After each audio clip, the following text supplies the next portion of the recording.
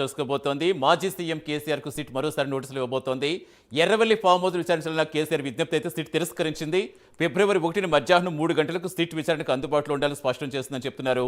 ఇక హైదరాబాద్లో నందినగర్ నివాసంలోనే కేసీఆర్ ప్రశ్నించాలని సిట్ కూడా భావిస్తోంది. మున్సిపల్ ఎన్నికల నేపథ్యంలో కొంత సమయం కావాలని కోరిన కేసీఆర్ విజ్ఞప్తి మాత్రం సిట్ ఏమాత్రం పరిగణలోకి తీసుకోలేదు. ప్రస్తుతం నందినగర్ నివాసం నుంచి మా కరెస్పాండెంట్ చందు సిద్ధంగా ఉన్నారు. ఎస్ చందు, ఎంతసేపట్లో అక్కడ నోటీసులు ఇచ్చే అవకాశం ఉంది? ఏమైనా అప్డేట్స్ ఏమైనా అందుతున్నాయా? సతీష్, ఉదయం నుంచి కూడా ఒక హైడ్రామా అయితే నడుస్తూ ఉంది. కేసీఆర్ ఫోన్ ట్యాపింగ్ సంబంధించిన విచారణలో భాగంగా మరోసారి నోటీస్ ఇస్తారనే ఒక ప్రచారం ఉదయం నుంచి కూడా ఒక హైడ్రామా నడిచింది. అయితే మరి కాసేపట్లోనే సిట్ అధికారులు నందినగర్లోని కేసీఆర్ నివాసానికి వచ్చి ఇక్కడ నోటీసులు ఇస్తారనే ఒక చర్చ జరుగుతుంది. పెద్ద ఎత్తున మీడియా కూడా ఇక్కడికి చేరుకుంది. వాళ్ళంతా కూడా నోటీసుల కోసం మనంతా కూడా ఎదురు చూస్తున్న పరిస్థితి అయితే కనిపిస్తూ ఉంది. ముఖ్యంగా చూసినట్టు నిన్న ఒకటిన్నర ప్రాంతంలో కేసీఆర్కు నందినగర్ నివాసంలో సిట్ నోటీసులు జారీ చేసింది. జారీ చేసిన తర్వాత సాయంత్రం 4 గంటల లోపు దీనికి సంబంధించి ఎక్కడ హాజరవుతారనే విషయంలో కూడా చెప్పాలని కూడా చెప్పిన క్రమంలోనే నిన్న నైటు కేసీఆర్ సిట్ అధికారులకు కూడా లేఖ రాశారు. తాను మున్సిపల్ ఎన్నికల బిజీలో ఉన్నటువంటి కారణంగా ఈ రోజు సిట్టు ఏదైతే విచారణకు హాజరు కాలేను, నేను మరో రోజు చెప్పండి, ఆ రోజు వస్తాను, అది కూడా ఎర్రవెల్లి ఫామ్ హౌస్లోనే విచారణ జరపాలి, ప్రస్తుతం తాను ఇక్కడే నివాసం ఉంటున్నానని కూడా అందులో ప్రధానంగా పేర్కొన్నారు.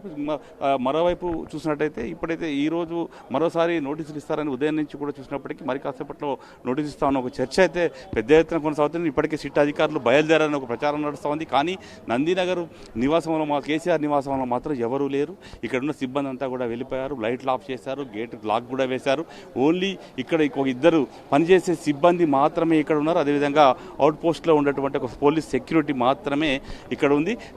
సిబ్బంది కేసీఆర్ సంబంధించినటువంటి సిబ్బంది మాత్రం ఎవరు తీసుకునే వాళ్ళు, నోటీసులు తీసుకునే వాళ్ళు కూడా ఎవరు లేరు. ఒకవేళ సిట్ అధికారులు ఇక్కడ కనుక వస్తే వాళ్ళు ఏమైనా ఇక్కడ నోటీసులు ఇక్కడ అంటించి వెళ్ళిపోవాల్సిందే తప్ప ఇక్కడ ఎవరు తీసుకోవడానికి అయితే ఎవరు సిద్ధంగా లేరు. ప్రధానంగా చూసినట్టయితే మరి ఇక్కడ నోటీసులు ఇస్తారా లేకపోతే ఎర్రవెల్లి ఫామ్ హౌస్కు వెళ్ళి నోటీసులు ఇస్తారా అనేది మాత్రం ఒక సస్పెన్స్గా అయితే మారింది. ముఖ్యంగా చూసినట్టయితే కేసీఆర్ సంబంధించి ఏదైతే ఇప్పటికే సిట్టు ఫోన్ ట్యాపింగ్ సంబంధించి విచారణలో భాగంగా ఇప్పటికే అటు ఆ పార్టీ అగ్రనేతలు హరీష్ రావు, అదేవిధంగా కేటీఆర్ను అటు సిట్ అధికారులు సుదీర్ఘంగా ప్రశ్నించారు. అదేవిధంగా మాజీ ఎంపీ సంతోష్ రావును కూడా సుదీర్ఘంగా సిట్ అధికారులు ప్రశ్నించారు. అంతకుముందు ఎమ్మెల్సీ నవీన్ కుమార్ను సిట్ అధికారులు ప్రశ్నించారు. అదేవిధంగా మాజీ ఎమ్మెల్యేలు చిరుమర్తి లింగయ్య, జైపాల్ యాదవ్లను కూడా ఆ సిట్ అధికారులు ప్రశ్నించిన వరుసగా అటు కాంగ్రెస్ బీజేపీ నేతలను విచారిస్తూనే మరోవైపు బీఆర్ఎస్ సంబంధించిన నేతలందరినీ కూడా విచారణ చేసుకుంటూ వచ్చారు. ఇప్పుడు చివరగా కేసీఆర్ వంతు వచ్చింది. కేసీఆర్ విచారణ తర్వాత అసలు ఛార్జ్షీట్ దాఖలు చేస్తారా లేకపోతే ఈ కేసుని ఏం చేస్తారనేది మాత్రం ఒక సస్పెన్స్గా అయితే ప్రస్తుతం మారింది. ప్రస్తుతం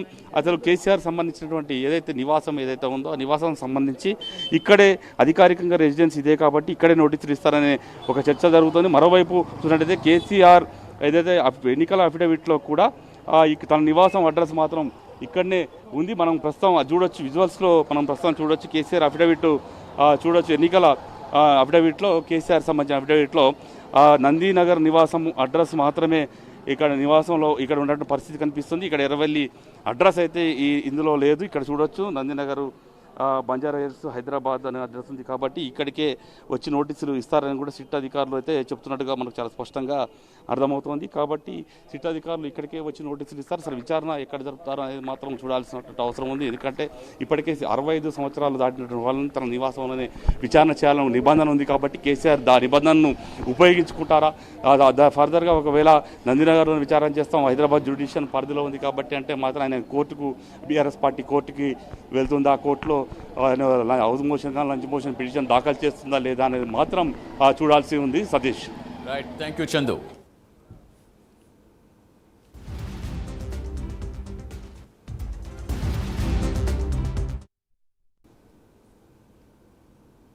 అయితే మరోసారి